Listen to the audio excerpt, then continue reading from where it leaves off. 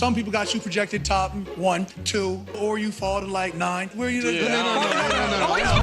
The New Orleans Saints select Kelvin Banks Jr. You think I'm worried about what critics say or what people gotta say? You know who my dad is? The biggest issue in all of this was primetime Deion Sanders and the thought of having to deal with him. Deion Sanders completely embarrassed his son Shedeur throughout the draft process with some takes that did not age well at all. We also have an NFL GM from the Jaguars that looks like he plays Fortnite. This guy made a huge trade in the first round, and Russell Wilson is going to have some stiff competition this year with quarterback Jackson Dart. It's the Ole Miss quarterback Jackson. Let's break down the biggest surprises of the first round of the NFL draft. So from the start, Deion Sanders believed that his son, quarterback Shedeur Sanders, had tons of leverage throughout the offseason, where he even said he's going to reject certain teams and choose where he plays this year. You step in and do some of that if it's the wrong organization and say he ain't going there. Yeah, but I'm not going to do it publicly. I'll do it privately. Yeah. In the offseason, Deion even went as far as saying that Shedeur will be a top 4 pick, and he also said he could pull an Eli Manning, reject a team on draft night. Where do you predict Shedeur and Travis going in the draft? Top 4, anywhere from 1 through 4. The latter one would not go behind 4, okay? But I know where I want them to go. So there's certain cities that ain't gonna happen. Okay, you on point. It's gonna be it's gonna be an Eli. And let's not forget, earlier this year, in an interview with defensive end of the Saints, Cam Jordan, Shedeur and Deion scoffed at the idea that Shedeur would fall to the Saints at pick 9 and be selected there. I know you're gonna be a first rounder. You seen your arm talent. Sure. You know, some people got you projected top 1, 2, or you fall to like 9. Where are you? No, I don't know about that. I don't know what you mean. Little did Deion and Shedeur know at this time that they would be begging to be selected at pick 9. Let's not forget, 9 days before the NFL draft, Dave Portnoy of Barstool Sports said that he loves Shedeur Sanders and he'd take him number 1 overall. Pin this tweet so I can say I told you so when I'm proven correct. And Coach Prime, Deion Sanders, retweeted this, believing that Shedeur is going to be a number 1, maybe number 2 pick. It seems like as we got closer to draft night, Deion and Shedeur warmed up to the idea of being selected by the Saints at pick 9. Deion even made jokes that he likes black and gold. Possibility of Shedeur being Where's coach. that? Yes, sir. The Saints? Yes, sir. I like the colors. I like the colors. I like the city. I like the food. It does not stop there. When it was announced that the veteran starting quarterback Derek Carr of the Saints could possibly have surgery which would make him unavailable for the 2025 season, Deion Sanders took to Twitter. His good friend Louis Riddick made a post saying that 9th pick is going to be all kinds of interesting, with the fingers crossed, 9th pick being the Saints pick, and Coach Prime obviously retweeted it with the eye emoji, expecting to be drafted by the New Orleans Saints. So it was extra hilarious when the cocky and overconfident Sanders family watched the New Orleans Saints on draft night at pick 9 select an offensive lineman. The New Orleans Saints select Kelvin Banks Jr., tackle, Texas.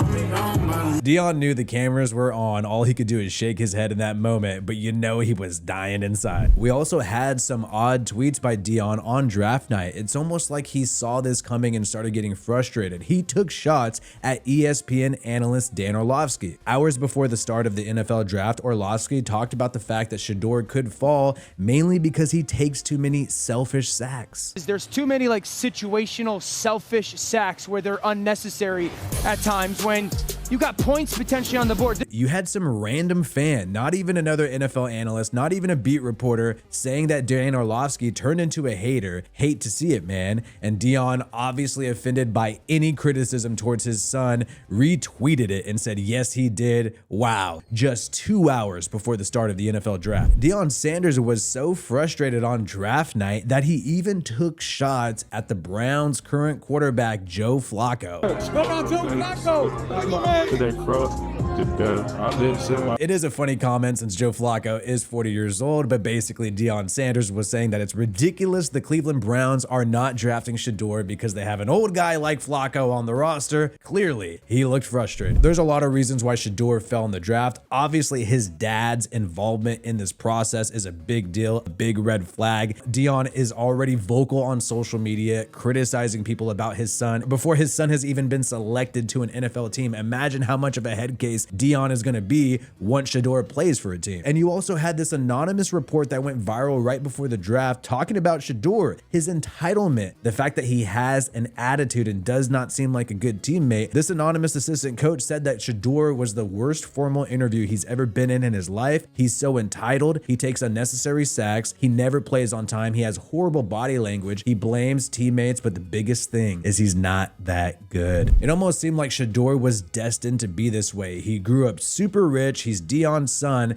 and it seems like his dad has been inflating his ego this entire time throughout the draft process. You think I'm worried about what critics say or what people gotta say? You know who my dad is? They hated on him too. So it's like, it's almost normal. Without people hating, it's not normal for us. Because of the cockiness, because of the entitlement, because of the fact that Deion said he was going to be a top 4 pick, then a top 9 pick, and then is frustrated when it doesn't happen and lashes out on social media when it doesn't happen, the internet loved roasting Shedeur Sanders as he fell out of the first round and now is going to be a second round pick. And you had this amazing Photoshop round 2 for number 2 Shedeur. This is also a blow to Deion Sanders' ego as well. I mean, Coach Prime even said openly on social media, happy birthday to his favorite son. I don't think Deion Sanders Jr. or Shiloh Sanders appreciated this tweet where Shedeur is the golden child. So the Saints and the Browns did not take Shedeur. Could the Giants do it? They have Russell Wilson on the roster right now, who was loving hanging out at the Giants draft party.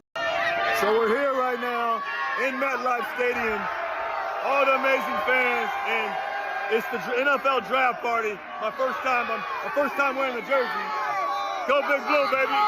It was absolutely wild because the Giants traded into the back of the first round at pick 25 with a trade to the Houston Texans. People thought Shedeur was going to be selected right now. Oh my God, here it's going to finally happen. But then no, the Sanders family had to watch another QB go before Shedeur. Giants select Jackson Dart, quarterback. Wow. Mississippi.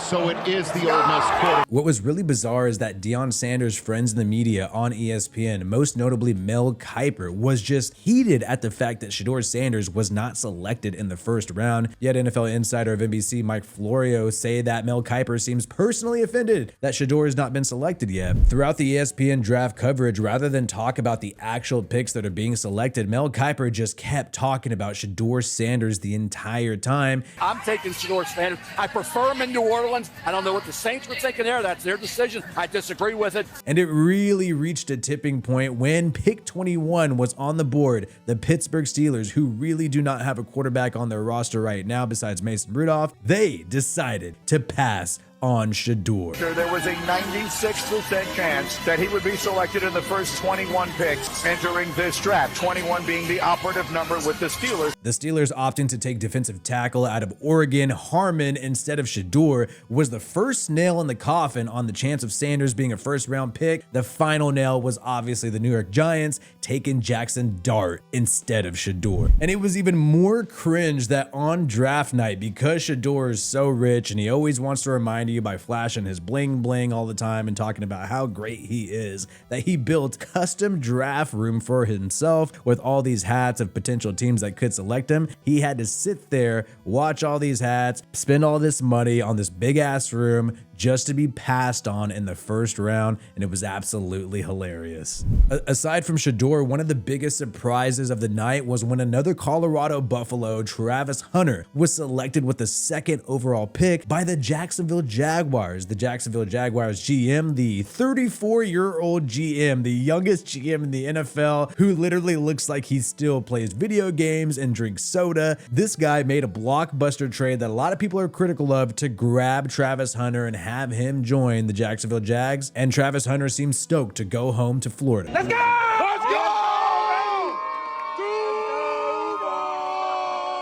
This sounds great. Travis Hunter could be a good value pick. He plays corner and wide receiver. Can he be a two-way player at the NFL level? Personally, I don't think so, but the Jacksonville Jags think they're going to be able to do that. The 34-year-old GM thought it was a great move, but John Gruden with Barstool Sports criticized this pick, and so did a lot of other people because the Jags gave up so much to grab Travis Hunter. I think the team you got to be talking about is the Cleveland Browns. I think they fleeced Jacksonville. To get the Jaguars' #1 pick next year and only move down a few spots, is that They what moved down I'm 3 hearing? spots. So they got the 5th overall pick this year. Not only did the Browns only move down a few spots, get the Jags' first-round pick next year, but they also got their second-round pick this year. Literally got first and a second just to move back 3 spots. Brilliant trade by the Cleveland Browns. He freaking fleeced that 34-year-old. And obviously, it would not be a fun draft without upset Cowboys fans. The Dallas Cowboys probably needed an offensive weapon in the first round, and the Carolina Panthers, who were selecting above them, were able to grab the wide receiver out of Arizona, McMillan. Micah Parsons was pissed to see this happen. Panthers and GM Dan Morgan are selecting. I am shocked. Tenaroa McMillan, wide receiver. I knew they were going to take him. Who did you think it was? You thought it was going to be Jalen Walker? No, that was supposed to be our pick. I'm hurt. Honestly, it seemed like Micah Parsons was cheesing it up for the camera, but you know he was actually heated because his brother, who is very active on social media, Terrence Parsons, made a crazy series of posts criticizing the Dallas Cowboys move, absolutely upset that they did not get an offensive weapon. Once McMillan was off the board, the Cowboys took the guard Booker out of Alabama. And immediately when that happened, the brother of Micah Parsons, Terrence Parsons, tweeted out, "F this team." That is not exactly the warm welcome that rookie guard was expecting. And Micah Parsons' brother also started to say, "This shit is so effing sad, bro." And even went as far as to say, "I hope Dak Prescott requests a trade." Upset about the fact that Jerry Jones and the Cowboys did not get any weapons to complement CeeDee Lamb. If you don't know, Terrence Parsons always does this, always rants about his brother's career on social media, which is a bad look because he's probably sharing the opinions of his own brother. And honestly, for the Cowboys, this needs to stop. It is just going to kill the vibes in the locker room, and I wouldn't be surprised if Jerry Jones ships this guy away because of all this attitude. We also had some emotional moments when Will Campbell out of LSU was selected by the New. See that the man's dreams are coming true. He's now a New England Patriot, but if the Patriots have the same record as last year, I think he's going to be crying next season as well, but for very different reasons. The only draft takes that aged like milk was from Shedeur Sanders. Most of these NFL analysts had their takes aged like fine wine, saying that Shedeur is going to fall in the first round. Not many other surprises other than that besides the Jackson Dart trade. And you have something here, another nugget, where Todd McShay, NFL draft analyst and expert, is saying that the Saints also may not be in on Shedeur. Shedeur Sanders is not going to be a New York Giant. Shedeur Sanders is not going to be a New Orleans Saint. Okay, so let's just address that now. Some interviews didn't go well, including with the New York Giants, I'm told now. Coach Prime came out and said it himself. I'm gonna handpick, the places that my son can go play for. It seems like the Sanders family thought they had that kind of leverage. They don't, and now it's an open question as to whether or not Shedeur will even land on one of these QB needy teams in the second round. Will this guy have to sit behind a starting quarterback? We'll break down all the craziest updates from the NFL draft on this channel. Subscribe to Wi-Fi Willie. Peace out, and I hope you have a good one.